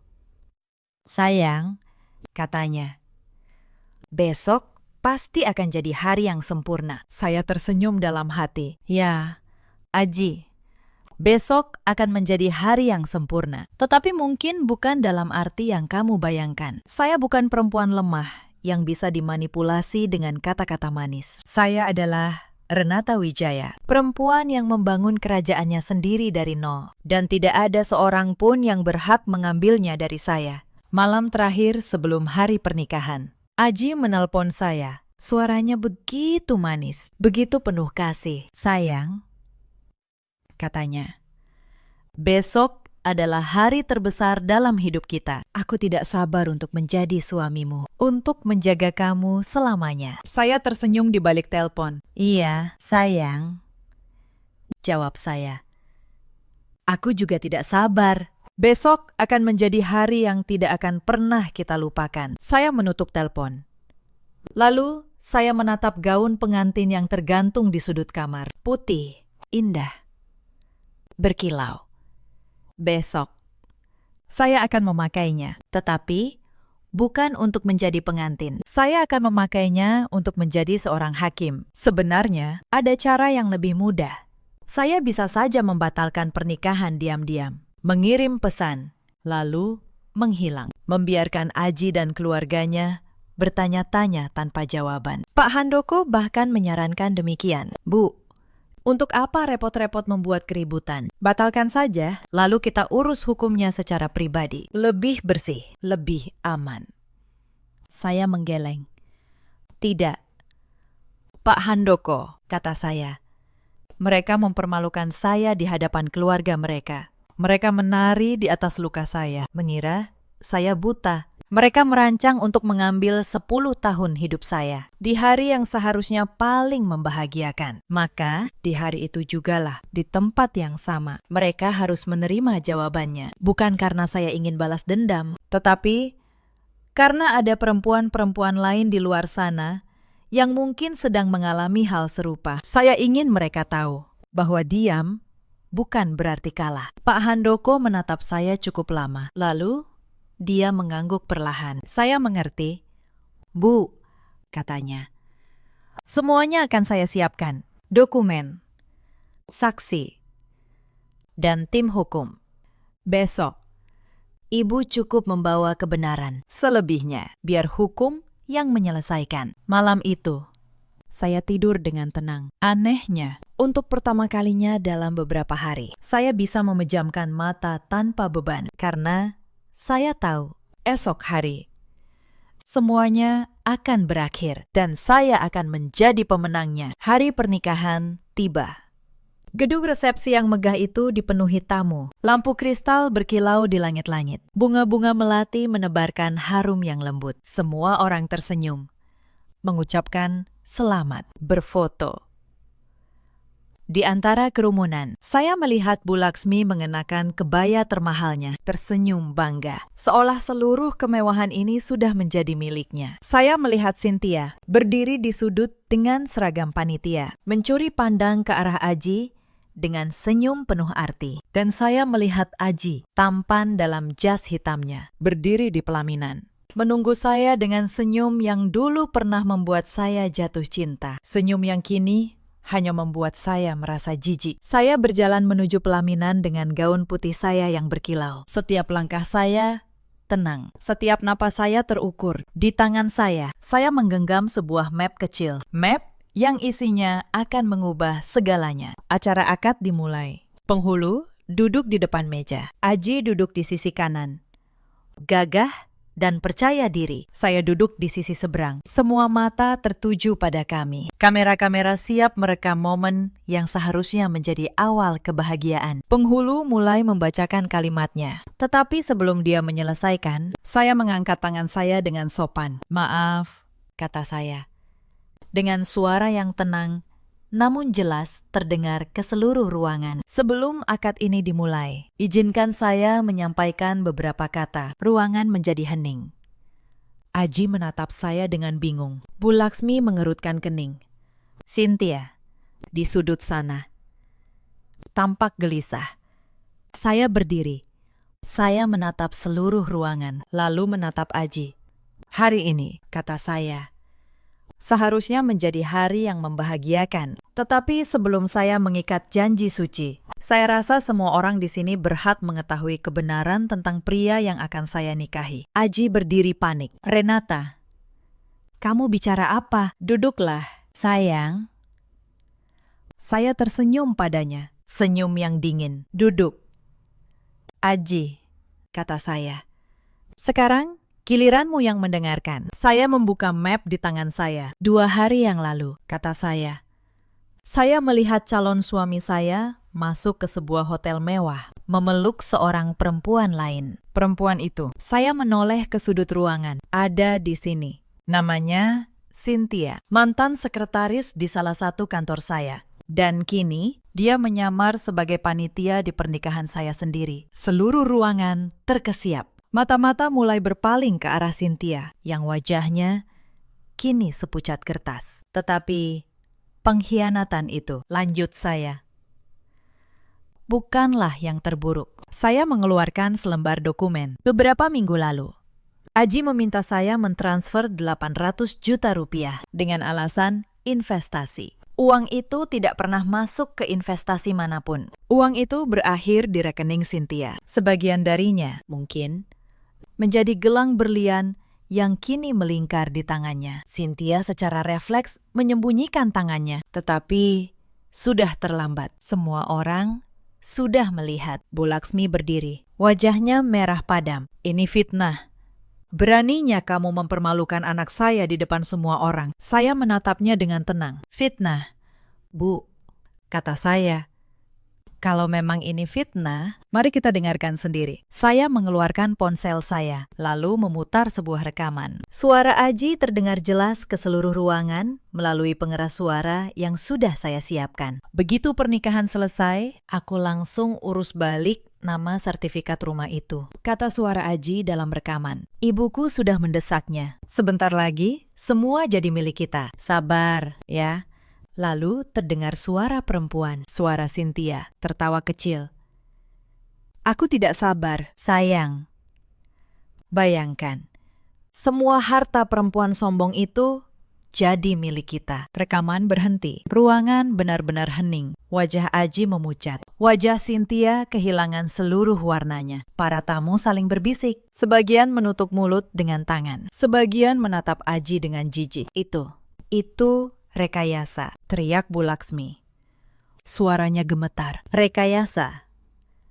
Kata saya, tenang. Saya mengeluarkan dokumen berikutnya. Lalu, bagaimana Ibu menjelaskan ini? Surat-surat perusahaan yang ditandatangani Aji secara ilegal. Mencoba mengalihkan aset yang bukan miliknya. Aset milik saya. Aji menjadi pucat. Renata, dengar dulu. Aku bisa jelaskan. Tidak perlu. Potong saya. Lalu saya mengeluarkan dokumen terakhir. Dokumen yang paling penting. Karena ada satu hal yang kalian semua lupakan. Satu hal yang selama ini kalian kira sudah kalian rancang dengan sempurna. Saya meletakkan akta itu di atas meja, di hadapan semua orang. Ini adalah akta kepemilikan perusahaan tempat Aji bekerja. Perusahaan yang membuatnya merasa penting. Dan ini, saya meletakkan sertifikat berikutnya. Adalah sertifikat rumah yang sering Aji banggakan kepada teman-temannya. Rumah yang ibunya minta agar saya ganti namanya. Saya menatap Aji. Lalu Bu Laksmi, lalu Cynthia, satu persatu. Semua ini, kata saya pelan. Atas nama saya, Renata Wijaya, hanya saya. Aji bukan pemilik apapun. Dia hanya seorang karyawan yang saya angkat karena saya pikir dia layak dipercaya. Ternyata saya salah. Ruangan benar-benar senyap. Kau bisa mendengar suara jarum jatuh. Aji terjatuh di kursinya. Wajahnya hancur. Renata, tolong, katanya dengan suara gemetar. Aku mencintaimu. Semua ini hanya kesalahpahaman. Saya menatapnya untuk waktu yang lama. Lalu saya menggeleng pelan. Kamu tidak pernah mencintaiku. Aji, kata saya. Kamu mencintai apa yang aku punya. Tetapi malam ini, kamu kehilangan keduanya. Cintaku dan harapanmu atas hartaku. Saya menutup map saya. Akad ini, kata saya. Dengan suara yang jernih ke seluruh ruangan, saya batalkan. Saya berbalik. Di belakang saya, terdengar suara Bu Laksmi yang berteriak histeris, suara Cynthia yang menangis, dan suara Aji yang memanggil-manggil nama saya. Tetapi saya tidak menoleh. Saya berjalan keluar dari gedung itu, dengan gaun putih saya yang berkilau, dengan kepala tegak. Di luar, Pak Handoko sudah menunggu. Semua sudah siap. Bu, katanya. Proses hukum bisa kita mulai kapan saja. Saya mengangguk. Mulai sekarang, kata saya. Dalam minggu-minggu yang mengikuti, semuanya berjalan persis seperti yang saya rencanakan. Aji menghadapi proses hukum atas pemalsuan dokumen dan upaya pengalihan aset. Cynthia, yang ketakutan, memberikan pengakuan dan menyeret nama Aji dalam semua skemanya. Mereka tidak bisa mengelak lagi. Bukti-buktinya terlalu jelas, terlalu rapi, terlalu lengkap. Saya juga memastikan satu hal lagi. Perusahaan tempat Aji dulu bekerja sebelum saya mengangkatnya ternyata masih menyimpan catatan tentang dirinya. Saya menghubungi mereka dan menyampaikan apa yang telah dia lakukan. Reputasi Aji di dunia kerja hancur dalam semalam. Tidak ada perusahaan yang mau menerima pria yang mencoba mencuri dari perempuan yang mempercayainya. Pria yang dulu merasa begitu penting, kini tidak punya tempat untuk bersembunyi. Cynthia, yang dulu berjalan dengan gelang berlian di tangannya, kehilangan segalanya. Gelang itu disita sebagai barang bukti. Pekerjaan yang dia harapkan dari Aji tidak pernah ada. Dan nama baiknya yang sudah dia jual demi sebuah mimpi tentang harta orang lain tidak akan pernah bisa dia beli kembali. Bu Laksmi mendatangi rumah saya beberapa kali, memohon agar saya mencabut tuntutan. Dia menangis, dia memelas. Dia bahkan berlutut, tetapi saya hanya menatapnya dengan tenang. Bu, kata saya, dulu, ibu meminta saya menyerahkan segalanya kepada anak ibu. Dulu, ibu mengajari anak ibu bahwa perempuan kuat itu harus ditundukkan. Sekarang, biarkan hukum yang memutuskan apa yang pantas dia terima. Saya hanya menuai apa yang kalian tanam. Dia pulang dengan tangan kosong, sama seperti rencananya, yang juga berakhir kosong. Vendor-vendor pernikahan yang sudah saya bayar, saya alihkan menjadi acara amal, gedung resepsi yang megah itu, yang oleh Cynthia diimpikan untuk pesta mereka. Menjadi tempat saya menggelar penggalangan dana untuk perempuan-perempuan korban penipuan dan kekerasan. Bunga-bunga melati yang seharusnya menjadi saksi janji suci saya, kini menjadi saksi bahwa seorang perempuan bisa bangkit dari pengkhianatan. Beberapa bulan kemudian, saya duduk di ruang kerja saya. Cahaya senja keemasan menembus jendela besar, memantul lembut di lantai ruangan. Di atas meja saya, masih ada satu foto. Foto pertunangan saya dengan Aji. Saya menatapnya cukup lama. Lalu, dengan gerakan tenang, saya merobeknya menjadi dua dan membuangnya ke tempat sampah. Pintu masa lalu saya telah tertutup rapat dan kuncinya kini hanya ada di tangan saya sendiri. Cerita ini mengajarkan kita banyak hal. Jangan pernah menyerahkan seluruh harga diri dan masa depanmu kepada seseorang hanya karena kata-katanya manis. Dan jangan pernah meremehkan seorang perempuan yang memilih diam. Karena diamnya bukan tanda kelemahan, melainkan tanda bahwa dia sedang berpikir. Di luar sana, ada banyak perempuan seperti saya dahulu. Perempuan yang bekerja keras, membangun segalanya sendiri, lalu nyaris menyerahkan semuanya kepada orang yang salah. Jika kamu salah satunya, dengarkan saya. Cinta sejati tidak akan pernah meminta kamu kehilangan dirimu sendiri. Di luar sana, ada juga banyak pria seperti Aji. Pria yang melihat perempuan kuat bukan sebagai pasangan, melainkan sebagai tangga untuk dia panjat. Dan ada pula para ibu seperti Bu Laksmi yang mengajarkan anaknya bahwa cinta adalah soal menguasai, bukan menjaga.